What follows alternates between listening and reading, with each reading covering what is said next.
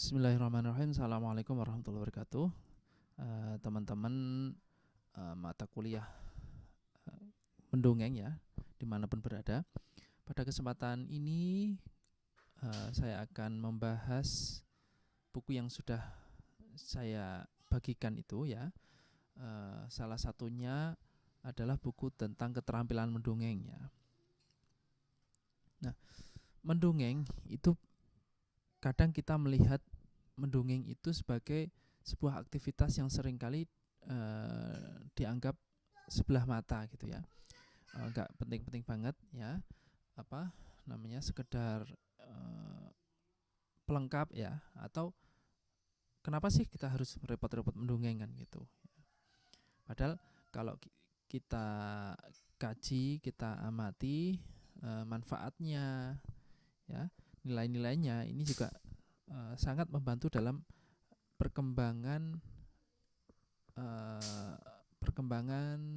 anak gitu ya, entah imajinasinya, entah keterampilan berbahasanya dan lain sebagainya ya. Yang jelas mendongeng itu saya melihatnya memiliki aspek yang positif dalam mendukung perkembangan anak gitu.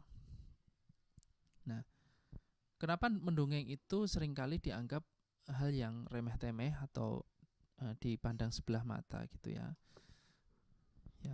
Ya ini memang kultur kita ya. Padahal kultur lisan kita itu kan cukup kuat kan. Kalau seringkali kita membandingkan orang barat itu kultur tulisnya kuat ya, sedangkan kita tradisi lisannya kuat ya. Nah, ini juga kadang kita merasa ironis ya, merasakan ironi bahwa mendongeng itu kan juga bagian dari membangun, mengembangkan dan menjaga tradisi lisan kita gitu. Nah, maka kita sebetulnya agak cukup prihatin aktivitas mendongeng untuk anak-anak itu semakin hari semakin punah lah, istilahnya seperti itu gitu. Nah, maka supaya mendongeng itu menjadi hal yang dianggap memiliki mutu ya, atau dianggap penting ya. Aspek keterampilan ini juga harus kita perhatikan gitu ya. Mungkin dianggap nggak penting itu ya, dongengnya gitu-gitu saja, kita kurang terampil dalam mendongeng gitu. Maka coba keterampilannya di dalam mendongeng itu coba kita perhatikan lagi. Nah, siapa tahu nanti dengan kita merasa terampil di dalam mendongeng itu, mendongeng itu dianggap menjadi aktivitas yang penting gitu ya. Barangkali seperti itu ya, kita konstruksi arahnya demikian gitu. Nah, buku yang saya share ini sebetulnya nggak terlalu jelimet ya teoritisnya ya. Ini membahas tentang dasar-dasar mendongeng saja. Ini cukup mudah kita pelajari ya. Ini di dalam buku ini terdiri dari 4 bab ya. 4 bab. Yang pertama menjelaskan tentang hakikat mendongeng ya. Apa sih mendongeng itu? Terus bagaimana konsep mendongeng? Ya, itu di dalamnya meliputi isi cerita, media mendongeng, suara pendukung ya.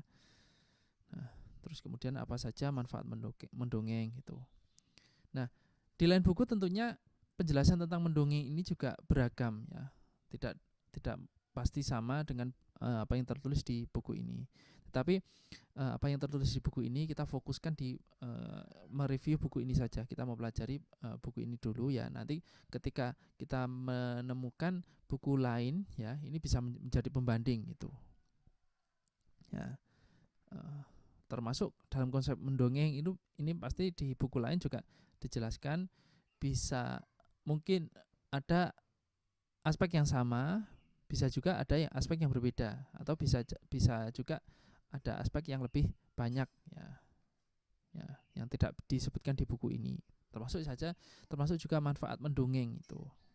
Terus kemudian bab 2 itu menjelaskan tentang media dan waktu mendongeng, ya. Terus media mendongeng itu apa saja, termasuk dongeng dengan buku atau dongeng dengan non buku, atau secara lisan atau langsung, atau dengan media lainnya gitu. Terus kemudian membahas tentang kapan waktu yang efektif mendongeng untuk anak-anak. Nah, ini juga kita harus memilah-milah waktu, ya, dalam mendongeng. Kalau anak sedang asik-asiknya bermain, didongengi dia juga nggak nyaman juga. Nah, mungkin pada waktu mau tidur, itu kan anak dalam kondisi cooling down, terus dia merasa ada kedekatan dengan orang tuanya. Maka dari itu, waktu itu momentum menjelang tidur itu itu mungkin menjadi waktu yang efektif dalam mendongeng. Nah, terus kemudian bab selanjutnya, bab 3 itu membahas tentang bagaimana cara menulis dongeng kan gitu. Nah,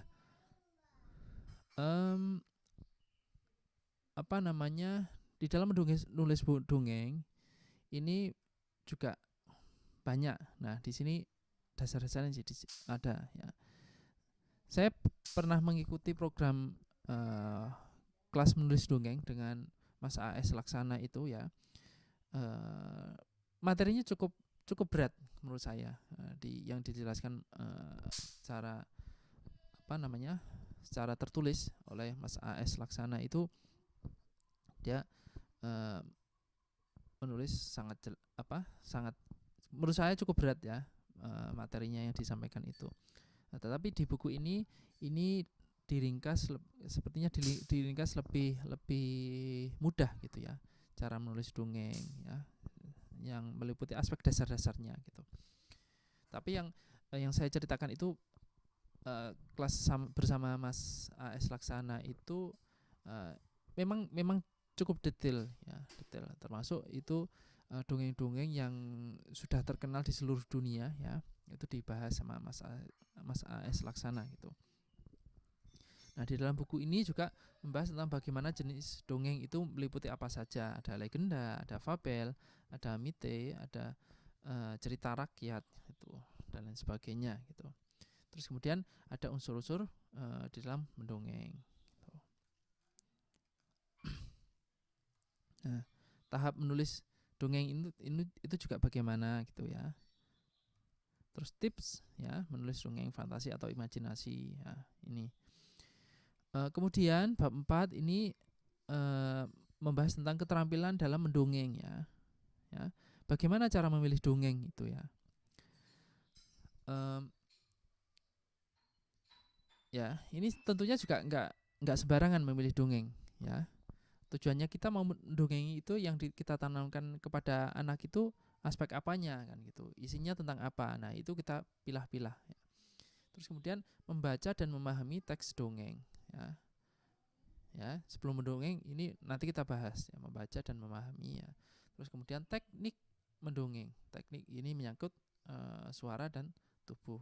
Nah, dalam keterampilan mendongeng itu kalau mendongengnya biasa-biasa saja, ya, biasa-biasa saja, nggak memperhatikan teknik-teknik yang dikemukakan oleh para ahli, ya, ini juga akan membuat dongeng kita jadi monoton, ya. Dongeng kita ya hambar-hambar saja. Anak nggak akan menarik, nggak akan tertarik, ya. Nah, dengan ketidaktertarikan anak ini, tentunya aktivitas mendongeng ini ya dianggap aktivitas yang biasa-biasa saja kan gitu. Padahal aktivitas mendongeng ini kan juga memiliki daya magis menurut saya, daya yang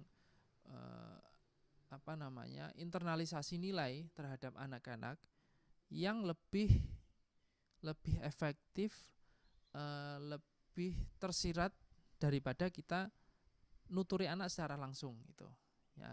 Barangkali dengan anak diajak berhayal, berimajinasi, ini justru lebih masuk, ya, nasihatnya lebih masuk daripada kita nuturi menasihati anak secara langsung gitu, ya.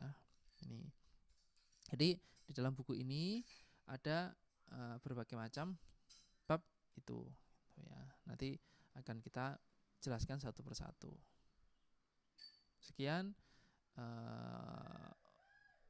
bab 1 akan kita bahas di dalam video selanjutnya.